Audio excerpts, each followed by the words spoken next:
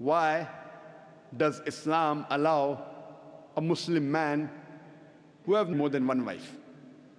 What does Islam say?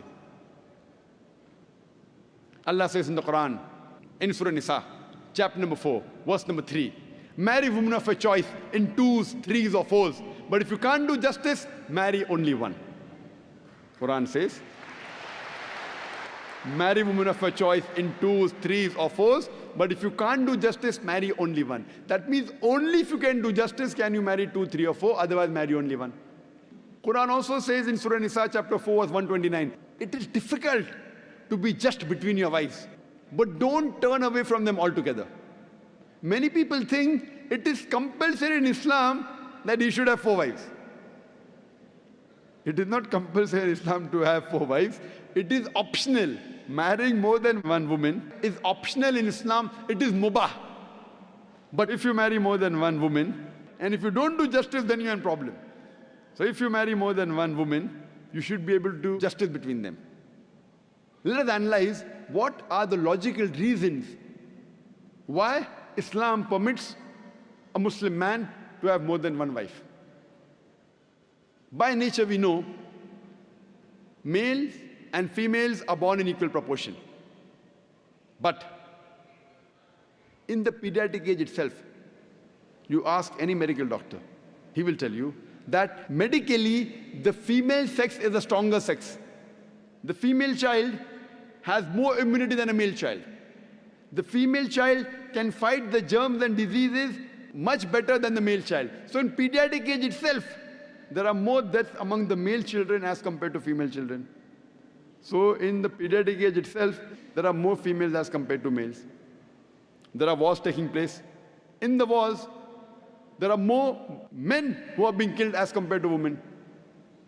As life goes on, deaths take place due to accidents, due to alcoholism, due to drug addiction, due to disease. In all these cases, more males are dying as compared to females. And today's statistics tell us that the average span of a woman is much more than the average span of a man. Today, there are more females in the world as compared to males. In some third world countries, like India, where I come from, the female population is less than the male population. And the reason is because of female infanticide and female feticide. There's a program by the name Let Her Die, under the banner assignment. It came on BBC, where a British reporter by the name of Emily Beckenin, she says that every day more than 3,000 fetuses are being aborted after they identified that they're females. In India alone, more than 3,000 fetuses are being aborted after they identified that they're females.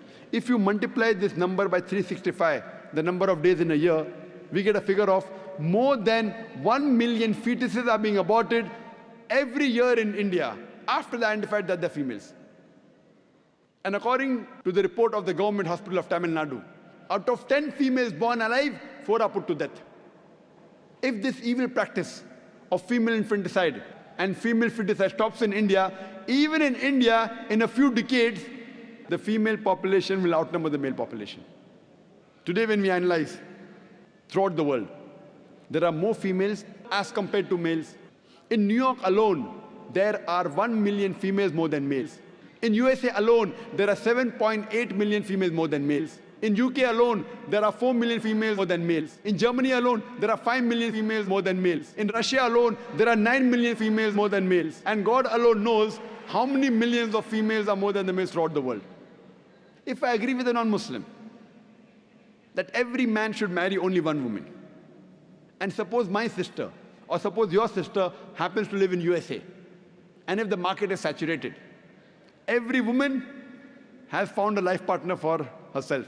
Yet, there will be 7.8 million females who will not find husbands.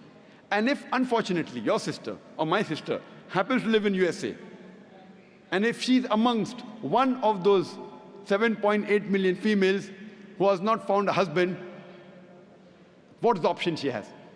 The only option she has is that she either marries a man who already has a wife, or she becomes public property. Public property? Many people say, Dr. Zakir Naik, such a harsh word. It is the most sophisticated word I can use. I cannot think of a better word. There's no option. She either marries a man who already has a wife or becomes public property. In America, having mistresses is very common. The American statistics tell us, on an average, a man has 8 different sexual partners before he settles down with one. 8 different. Some may have 5, some may have 10, some may have 20. 8 different sexual partners before he marries. After marriage, how many he has, the statistics doesn't say that. But before he marries, he has on an average 8 different sexual partners. Having mistresses in America is common, no problem. 10, 20, no problem. Having 2 wives doesn't go down their throat. You know, when a woman becomes the second wife of a man, she gets honor, she gets a right. She lives a very peaceful life, with grace, with honor, with all her rights. And when a woman is a mistress, she doesn't get her rights, she has no protection, she leads a life of disgrace. Therefore, Islam permits some men to have more than one wife to protect the woman. And I do agree, if someone tells me that no woman would like to share the husband, I agree with them. I don't argue. I agree with you that no woman under normal circumstances would like to share the husband. But the Islamic Sharia says, let a small loss take place to prevent a big loss. That means a good Muslimah who knows the situation of the world would not mind sharing a husband to prevent her sister from becoming a public property. You ask any modest woman, would she prefer becoming the wife of a man who already has a wife or becoming public property? Any modest woman